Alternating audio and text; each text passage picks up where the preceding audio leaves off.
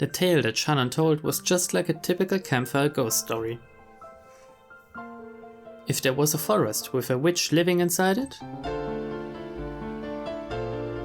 then of course the witch would come pay the mansion a visit from time to time. At some point, this ghost story naturally sprouted up between the servants. ちゃんと閉めたはずの窓や扉や鍵がもう一度見回りに来たら開いていたとか、消したはずの明かりがついていたり、つけたはずの明かりが消えていたり、置いたはずのものがなくなっていたり、置いた覚えのないものが置かれていたり、そういうことがあるたびに古い使用人たちは魔女が姿を消してお屋敷を訪れ、いたずらをしていったのだろうとささやき合ったそうです。ほらいる、ベアトリーチェはいる。ああ、いるよな。私も昔よく登校の時に限ってカバンが見つからなかったりしたもんだぜ。Maria puffed out her chest with an ooh, ooh, as though this was final proof of the witch's existence. If I opened my mouth, Maria would probably be hurt again, so I didn't. I mean, you hear this kind of story everywhere.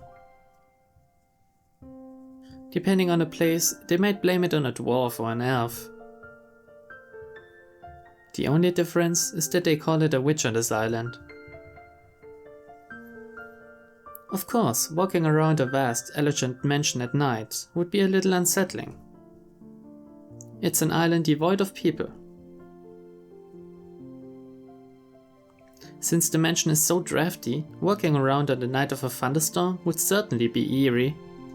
他にも鬼火や輝く蝶々が舞っているのを見たという使用人も、カノン君もそれらしいものを以前夜の見回りの時に見たことがあると言ってました。あと最近ではお屋敷の中で深夜に不思議な足音をよく聞くと使用人の間で話題です。私たちは肖像画の中のベアトリーチェ様が姿を消してお屋敷の中を散歩しているんだろうとささやき合ってるんですよ。ずいぶん前ですが、私もそうかもしれない足音を夜の見回りの時に聞いたことがあります。ひゅー、そりゃ怖えな。怯えることはないんですよ。ベアトリーチェ様は親方様とは異なるもう一人のお屋敷の主です。だから変に怯えたりしないで敬意を持っていれば決して悪いことはしないのだそうです。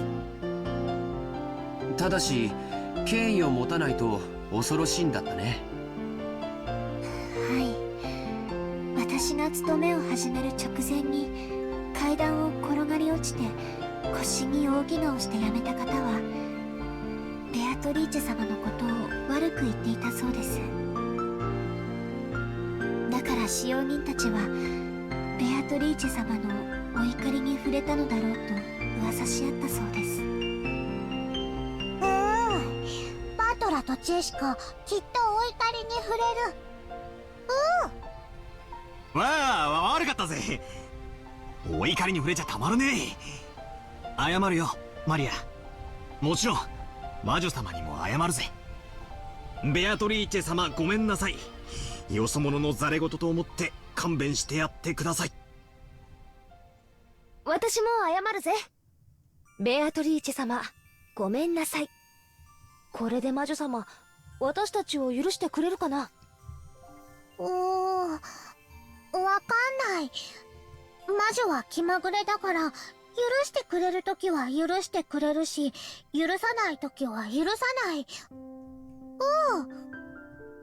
それは困ったね。マリアちゃん、バトラ君とジェシカちゃんがベアトリーチェ様のお怒りに触れないようにするいいおまじないとかないかな。何か魔除けとかさ。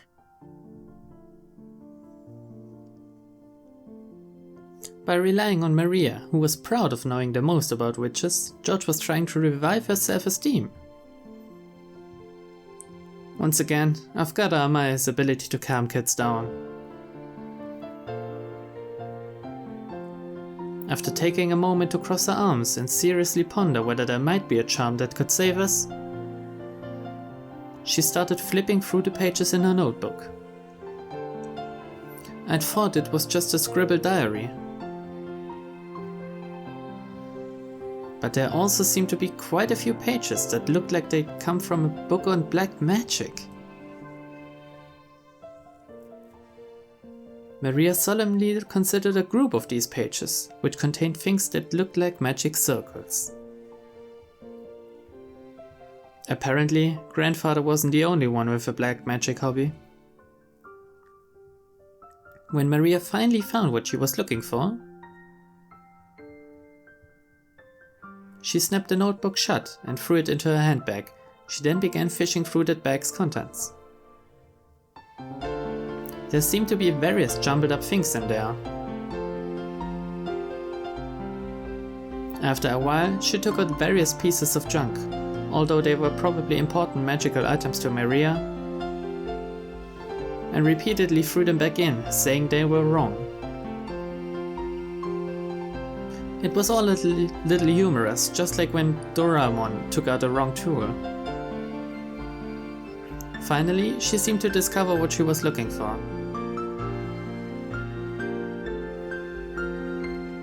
With a face that was unimaginably cheery when compared to the intense expression she had worn until now, she held those out to Jessica and me.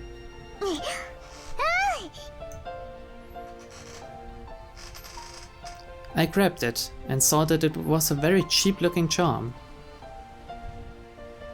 It looked like a bracelet made from a plastic rosary, with a scorpion themed medal attached.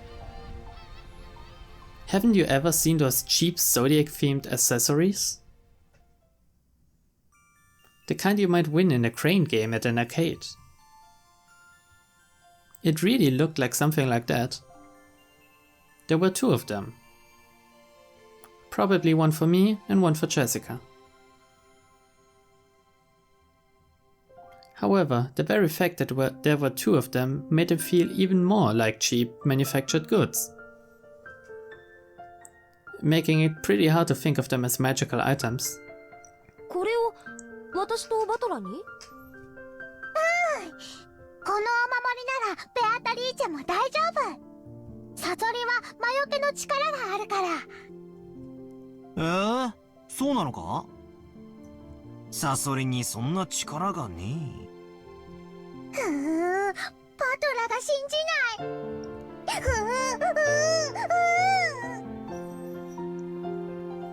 い。I'd said too much and angered Maria again. Maria took out her notebook again.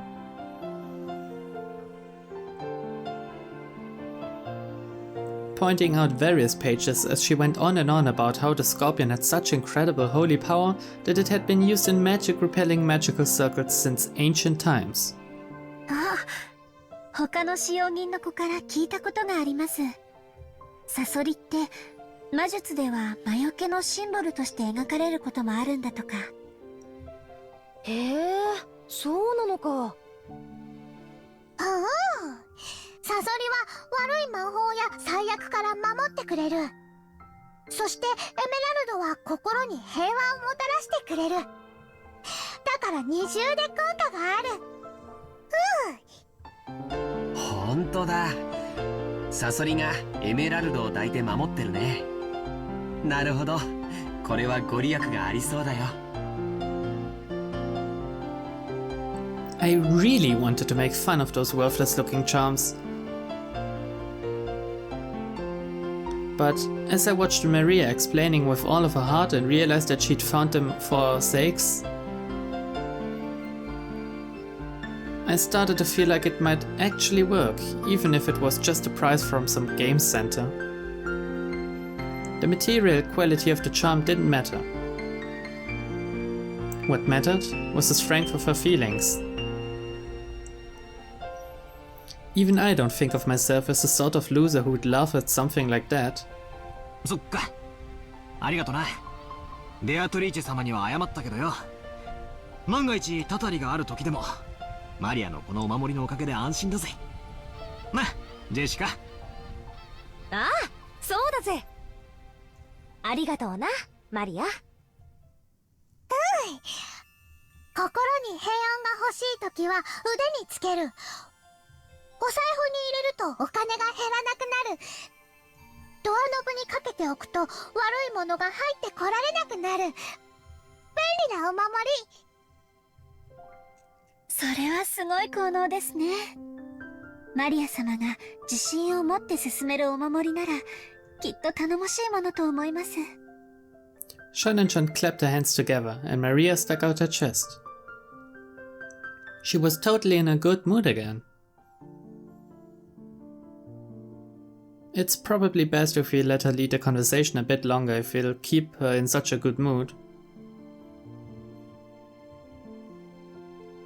Come to think of it, she looked a bit bored when we were getting excited about the hidden gold, probably because she couldn't keep up. While eating the cookies Kumasawa-san had baked, Jessica and I asked Maria this and that about black magic.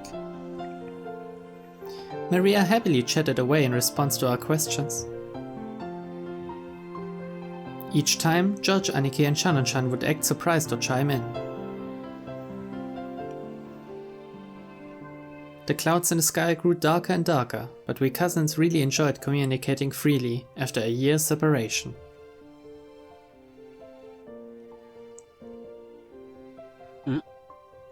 今、額にポタって来なかったかい？どうだろうな。As George Aniki rubbed his forehead, he looked up at the sky. Considering the color of the sky and the dampness of the air, it wouldn't have been odd for a raindrop to hit him. The wind also seemed to have grown a bit stronger.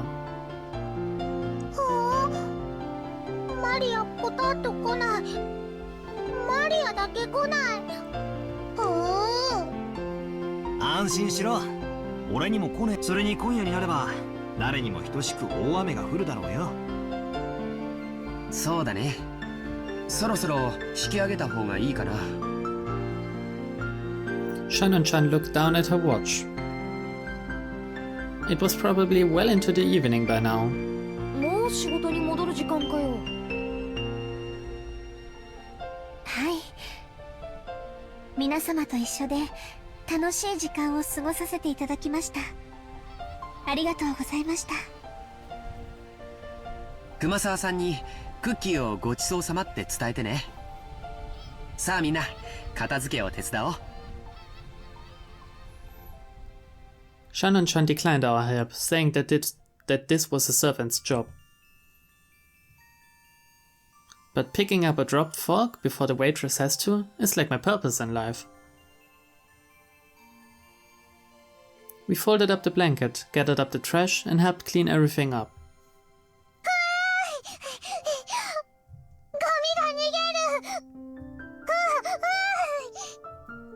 そいつは逃がさないぜ。マリアより先にいただきだ。マリアが拾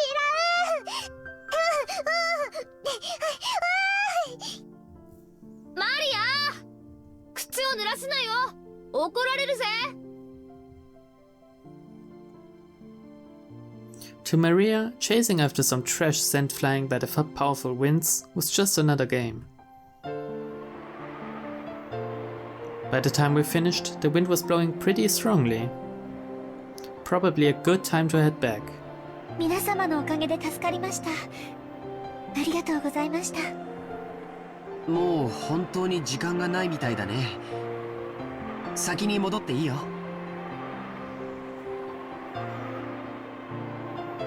George Aniki perceived from a hurried appearance that very little of her free time was left. 源氏さん、時間には厳しい人だからな。定時に持ち場についてないと厳しそうだぜ。また後でね。お仕事頑張ってね。はい。それでは失礼させていただきます。After making a respectful bow, Chen and Chun ran towards the rose garden. ほんじゃ俺たちもゲストハウスへ戻ろうぜ。テレビでも見てくつろがせてもらうさい。テレビ見るなら決まりだな。戻ってみんなで一緒にテレビでも見ようぜ。Maria, who wasn't done having fun, agreed once television was mentioned. We climbed up the gentle stairs and returned to the rose garden.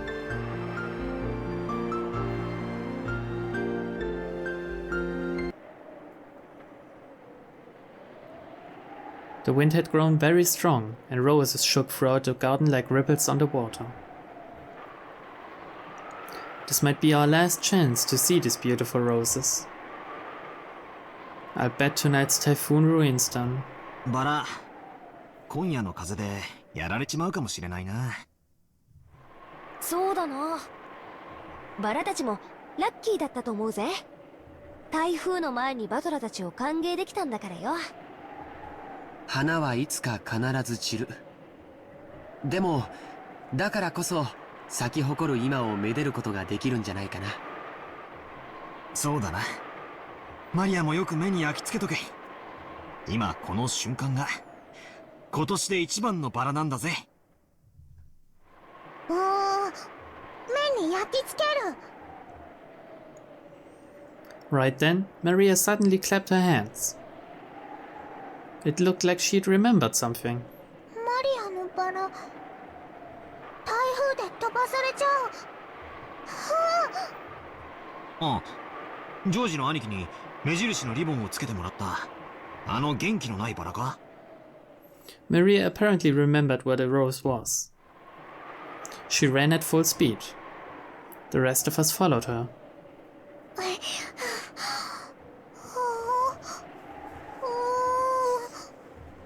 あれはどこだったっけな。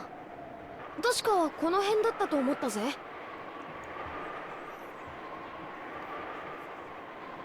We searched everywhere around that area, but it was only a single flower among all of these roses after all.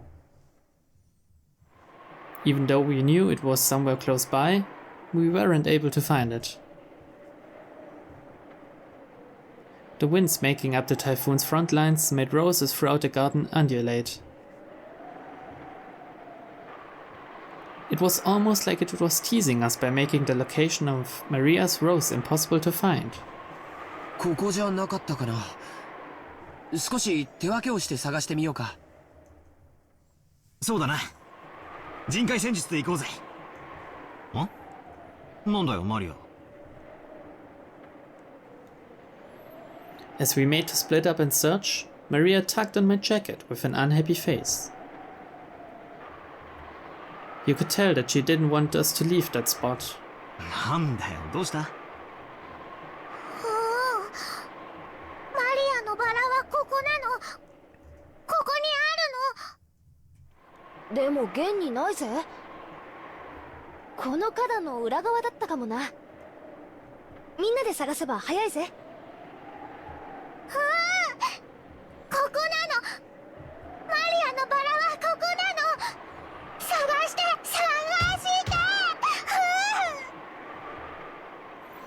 Maria stomped her feet in irritation. She pointed at that spot and said it was definitely there, but in actuality, it wasn't. Even so, Maria got mad when we said we were going to search elsewhere. We were at a loss for what to do. For a while, we had to stay near Maria and pretend to search through that rose thicket.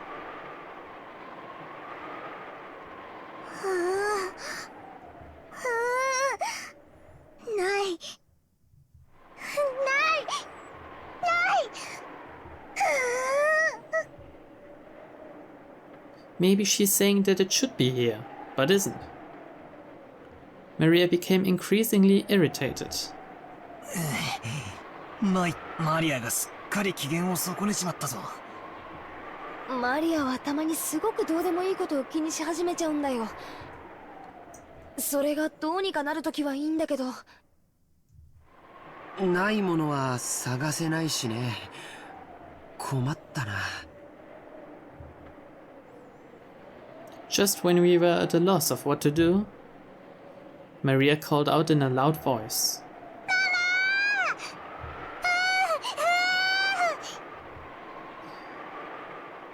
We could see Aunt Rosa in the direction Maria was waving her hand. Maybe she wanted to look at the garden one more time before the typhoon came. Or maybe she had some business at the guest house. Aunt Rosa was coming from the mansion. She quickly noticed her daughter's voice and came over. あらあら、どうしたのみんな。何か探し物なの？探して、ママもマリアのバラを探して。マリアのバラって？この辺に元気のないバラを一つ見つけて、それに目印をつけたんです。飴玉かなんかの包み紙でキュッと。しかしマリア、確か俺の記憶が正しけりゃすぐ手前の目立つところに生えてたはずだぜ。足が生えてどこかに行っちまったんじゃなきゃ他の場所だったと思うぜ。マリアの記憶違いじゃないのか？ここなのパトラが信じてくれない。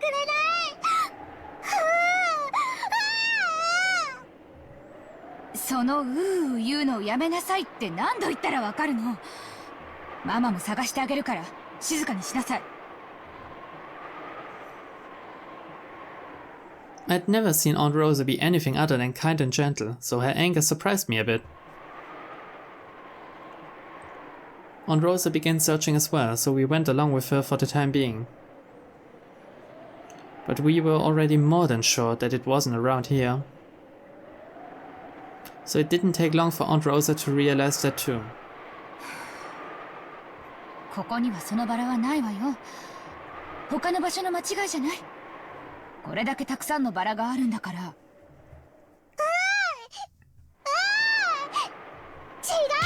ここにあるの。ママも信じてくれない。ちゃんと信じて探してるでしょ。でもないじゃない。でもここなの。ここにあるのにないの。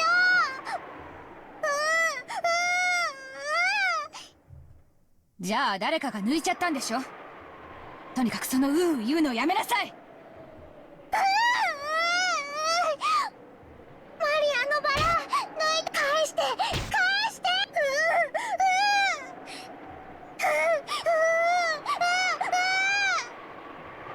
そんなの知らないわよ。やめなさい。そのうー言うのやめなさい。Aunt Rosa slapped Maria's left cheek with her palm. In that instant, Maria was shocked into silence. Of course, it was only for an instant. When Maria realized that her wish was being rejected, she started yelling even louder.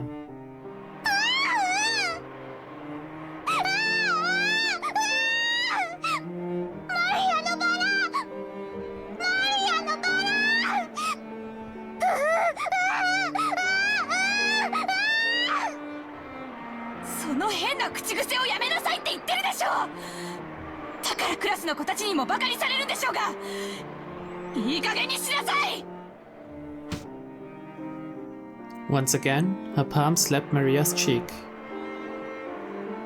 This time, she didn't go silent. She choked as she started crying and began to bawl in an increasingly loud voice.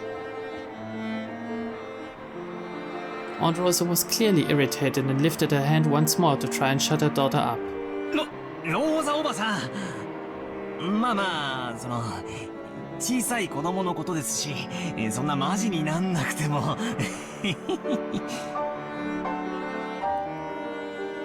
I tried to cut in with a bitter smile, rubbing my hands together. But Aunt Rosa glared at me with a serious face, and I realized that I should have stayed out of this. ごめんね。バトラ君たちはちょっとお部屋に戻っててくれる？おばさんはマリアとちょっと話があるの。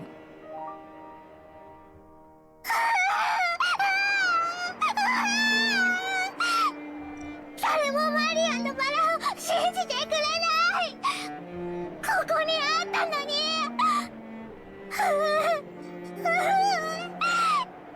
探してここなの、ここにあったの。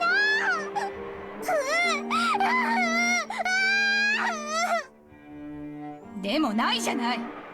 なら他の場所の勘違いでしょ。こ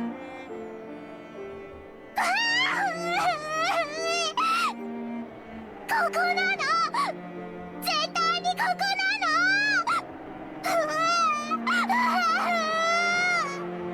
じゃあなくなっちゃったのよ。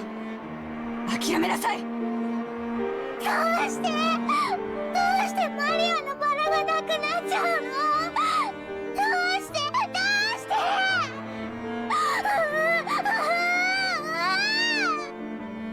知らないわよ、そんなの。だからそのを言うのをやめなさい。Aunt Rosa once again raised her hand, overcome by emotion, and slapped Maria's cheek. It was strong enough to knock Maria over. ローザおばさん、いくら娘でも暴力はいけねえっすよ。I stepped between them to protect Maria, who was still on the ground, crying ooh, ooh. I knew that, as an outsider, problems between parent and child were none of my business. But I wasn't brought up to just silently observe something like this. バトラ君は変に思わないの？あなたの学校にうなってる女の子なんている？いや、まあさすがに高校には。でも小学生ならそういう言うのも可愛いじゃないっすか。可愛い？言うのが可愛い？可愛いって？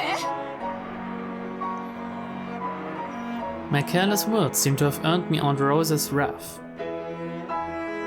She grabbed my collar with a terrifying expression. バカ言ってんじゃないわよ。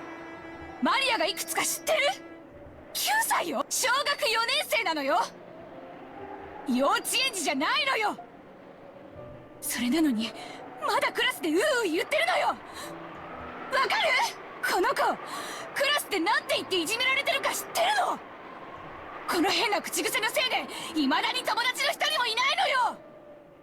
無責任にマリアのこと可愛いとか言って現実から目をそらさないで。この子の将来のことをもっともっと真剣に考えて。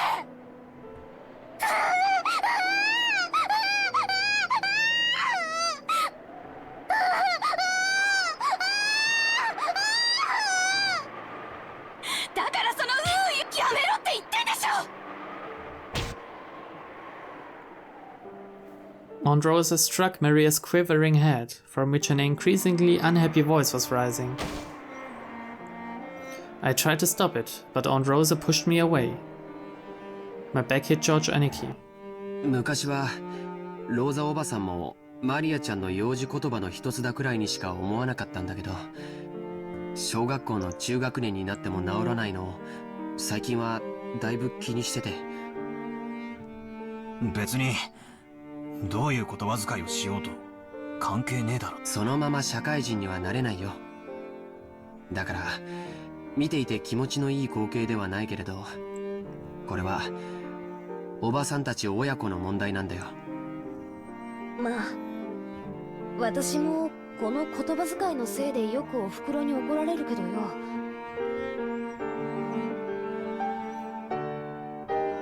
When they put it that way, maybe even a scene as painful as this isn't something an outsider like me should butt in on. バトラ君だって小さい頃悪い癖が治らなくて怒られたことがあったんじゃないかい？まあ一つや二つは。授業参観の日に人前でずっと怒られてた時は恥ずかしくてたまらなかったぜ。じゃあ今のマリアちゃんたちの気持ちはわかるよね。僕たちにここにいてほしいとは思わないんじゃないかな。ジェシカちゃんにもわかるよね。怒られてるところを誰かに見られてえとは思わないぜ。行こう。ゲストハウスへ戻ろう。そしてマリアちゃんが戻ってきたら何事もなかったかのように迎えてあげようよ。それが一番じゃないかい。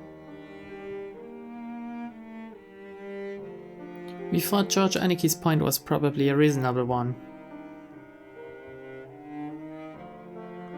And we may have been eager to use that reasonable sounding argument as a justification to retreat from this heart-rending scene. Jessica and I nodded at George Aniki, and we all left. We called towards Maria, telling her that we were going to head to the guest house. But she didn't seem to hear, and we felt sort of guilty and shameless after saying it. それなら好きなだけ一人で探しなさい。ママは知りません。探す。マリアが一人で探す。ママが知らなくても探す。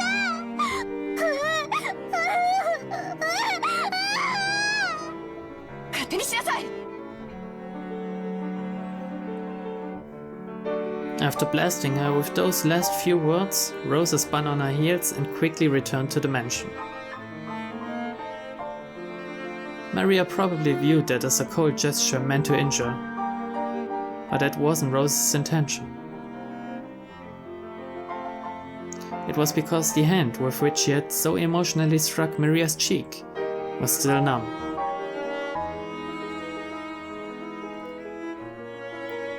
It was because if she stayed there screaming, she might again be taken over by her emotions and continue slapping her daughter's cheek over and over. After Rosa left, Maria was left alone in the rose garden. The wind began to blow stronger and stronger, and every once in a while a raindrop would fall on her forehead. However, Maria couldn't leave that place. Not until she found that poor, wilting rose. It had definitely been there. Even so, it wasn't. Even though she knew the place, and even though it had been there, it wasn't. Maria bitterly stared at the place it was supposed to be, and thought frantically. Maybe the angle I'm looking from is wrong. Maybe the height I'm looking from is wrong. While gazing at a single point, Maria repeatedly stood up, changed her position, and continued to stare. The wind was getting stronger and stronger. But Maria kept on looking for that rose in front of the flower bed.